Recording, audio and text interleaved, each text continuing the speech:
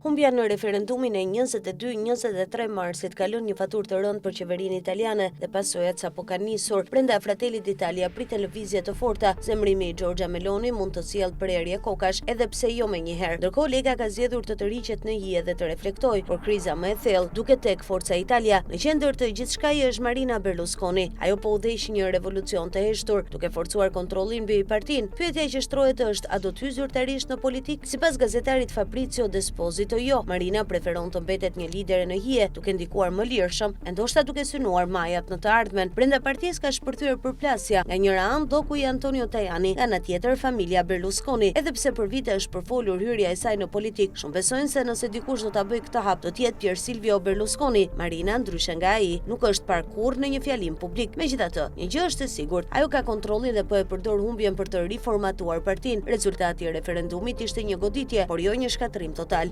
12.5 milion vota për PON tregojnë se baza elektorale e së djathtës mbetet solide, por për te shifrave, loja e vërtet është për pushtetin. Marina synon një parti liberale në stilin e vjetër të Silvio Berlusconi, pragmatike, e lidhur me biznesin dhe gjithmonë pranë fituesit. Kjo mund ta vendosë atë në një përplasje direkte me Melonin, sidomos për ligjin e ri elektoral. Nëse njerëzit e Marinës e rrëzojnë atë, do të ishte një tjetër humbje e rëndë për kryeministren. Në këtë skenar, Marina mund të shndërrohet në drejtuesen e padukshme të mazhorancës, ndërkohë vetë Meloni përballet me një problem tjetër, mungesën e një ekipi të fortë drejtues. Ajo mbetet e lidhur me figurat e vjetra si Ignazio La Russa dhe Francesco Lollobrigida, ndërsa vetëm Guido Crosetto shihet si figurë jashtë këtij rrethi. Ardhmja e qeverisë varet nga balancat e brendshme dhe nga zhvillimet që mund të vinë. Testi i radhës, zgjedhjet lokale në Rom që mund të përkojnë edhe me zgjedhjet kombëtare, dhe aty do të kuptohet kush e ka vërtet pushtetin në Itali.